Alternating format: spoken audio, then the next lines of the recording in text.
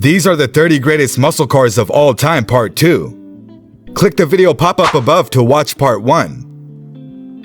The number 20 on the list is the 1973 Pontiac Firebird Trans Am SD 455. Pontiac has shocked everyone and created a complete new display just when we had fast automobiles assigned to museum areas.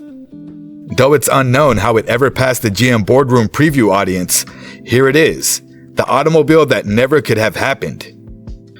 And the extensive and well-known list of reasons it couldn't is, while factory-sealed low carburetors are the rule, coupled with soft ignition and valve timing, compression ratios have collapsed like the Dow Jones in 1929. The equation of the year in Detroit, EGR, exhaust gas recirculation, to tackle NOx, nitrous oxide, at the price of horsepower and MPG sums it up.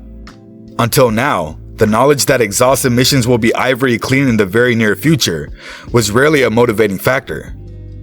The outcome was unavoidable. Really fast street cars would vanish without any possibility for an amnesty. Pontiac has disagreed with all that though. The year of the quickest Firebird ever is 1973, gently possibly. And Uncle Sam certifies it as free from any bad manners.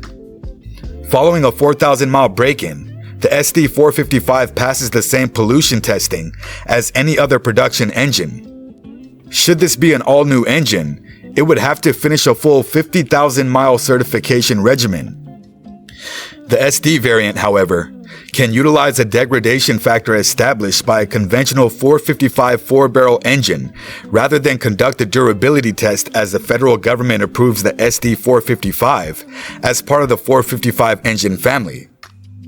Only kinship to a volume engine makes it a reality. At number 19, we have the 1987 Buick GNX. In 1986, Buick developed a turbocharged Grand National variant in collaboration with McLaren Performance Technologies, ASC. More than 300 horsepower was realized with the Garrett T3 turbocharger. Along with the package comes a turbo-hydromatic 200R gearbox, high-low exhaust system, and bigger ceramic-covered intercooler.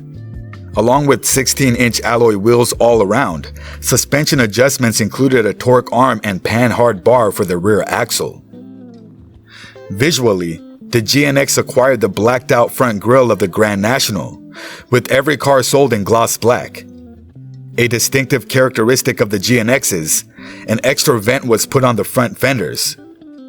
Just 547 vehicles were produced, and every one of them had a dashboard plaque identifying them. Coming in at number 18, we have the 1971 Plymouth GTX. Many consider the year's mid-60s to early 1970s as the golden period of American muscle. This era produced numerous great vehicles from the Ford Mustang to the Dodge Charger, the Chevrolet Chevelle to the Pontiac GTO. One of the emblems of that exciting period is the Plymouth GTX. Originally a Plymouth Belvedere variation, this automobile has evolved over time to become among the most sought-after muscle cars. We examine closely in this Classic Cars on W Cars article this astounding 1970 Plymouth GTX, listed by CV Auto on W Cars, looking at its design, performance, and relevance. Because of its simple yet elegant design, the 1970 Plymouth GTX is sometimes referred to as the gentleman's muscle car.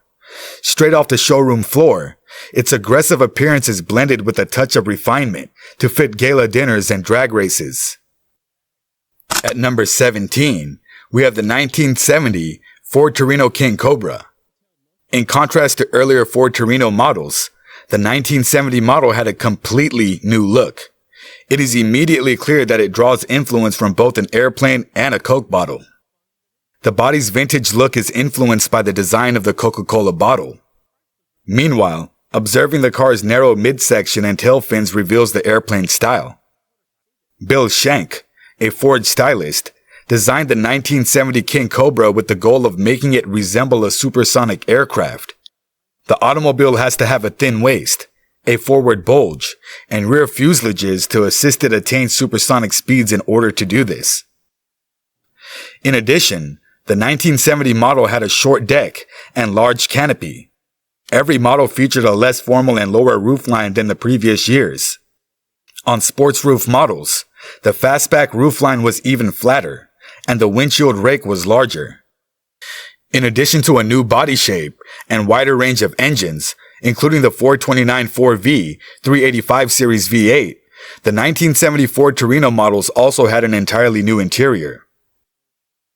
Customers will discover a new ribbon-style tachometer and linear speedometer with the driver's eye centering. Moreover, the interior had newly installed bucket seats for added comfort. Ford equipped the 1970 versions with direct air ventilation systems as standard equipment for the sports roof and convertible variants, doing away with the requirement for side vent windows in an effort to further improve the King Cobra's comfort. On steamy summer days, drivers may sit with their windows open without fear of overheating. Here at number 16, we have the 1970 Buick GSX. A genuinely overlooked muscle car classic is the 1970 Buick GSX. It has a stunning body design and a powerful GS 455 engine under the hood. With a torque output of 510 pound-feet, this beast of an automobile was the fastest production vehicle ever. Performance improvements were added to the Stage 1 GSX, making it an even more impressive option. Despite the fact that vintage Buicks are sometimes overlooked, their statistics show that they are genuinely deserving of recognition. The 70 GSX would receive great praise from Motor Trend for being the fastest American production vehicle they had ever tested.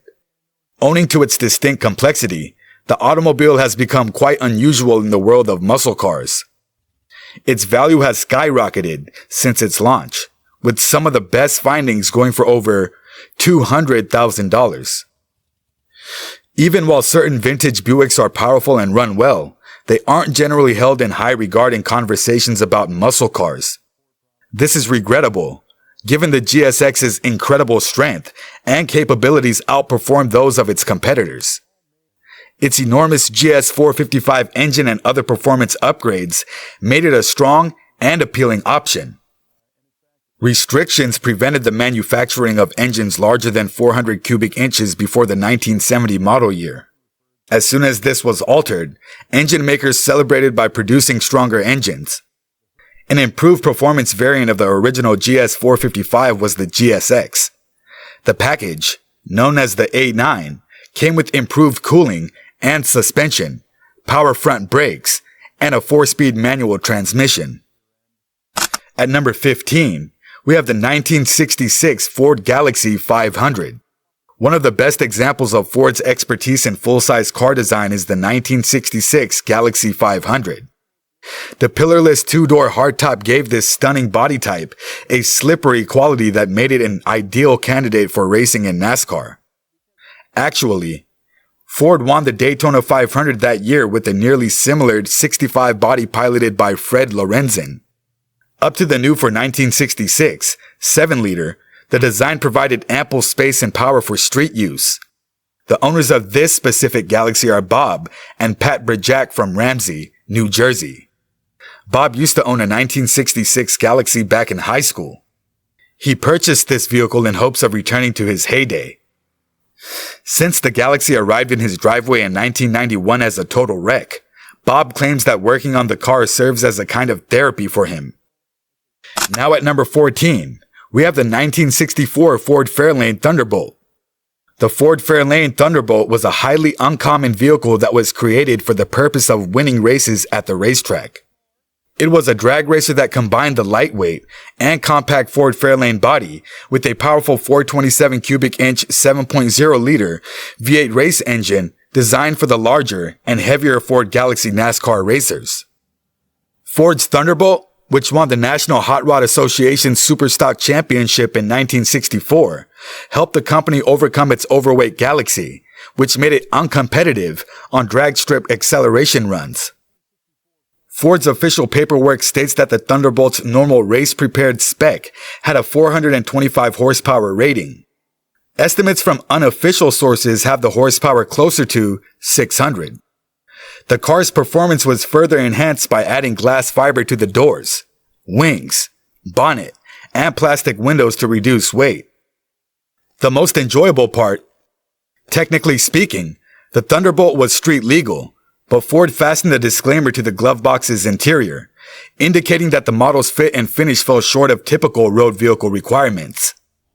In 1964, just 100 units were produced. At number 13, we have the 1963 Pontiac Catalina. The Pontiac of 1963 was the pinnacle of the excitement brand's ascent to unprecedented heights during the 1960s. The upwelling first emerged in 1959, apparently out of nowhere. Year by year, it gained momentum, but none could have predicted that in 1963, it would reach a new height. The Pontiac waves overtook the country, and one after another followed the 63 until it went down again. This is a vivid memory for everybody who was alive between the ages of 5 and 85 at the time. Either you surfed it or you got flooded. The latter mostly related to the contest. The 1963 Pontiac was viewed by the designers in the competition studio as a catastrophic tsunami that swept their labors into the shore like jetsam and flotsam. They all ran for cover as they redesigned their automobiles in the Pontiac style, but it takes more work to make lethal waves than that. It requires a seismic change, which Pontiac managed to trigger.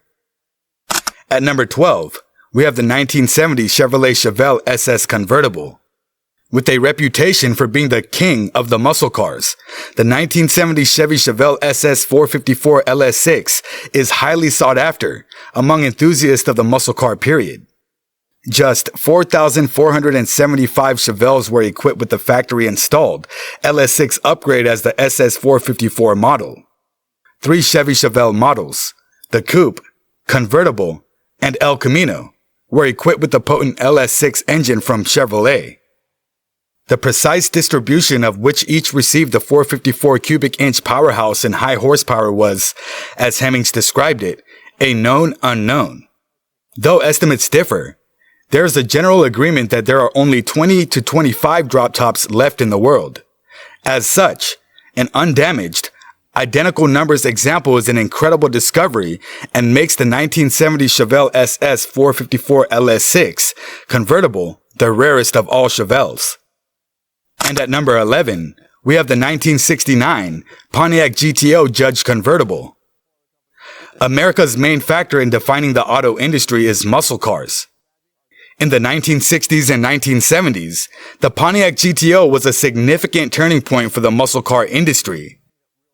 One of the most renowned and well-liked American muscle cars ever produced, the GTO, the Judge, was born in 1969 and was one of the most sought-after Gran Turismo Homologado Pontiac vehicles.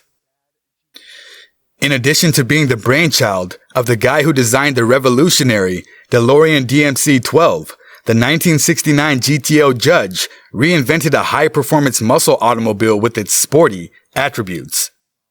The 1969 GTO Judge is a highly sought-after muscle vehicle because of its unusual features, which included uncommon color options, stylish decals, distinctive impact-resistant body panels, and extremely rare convertible variants.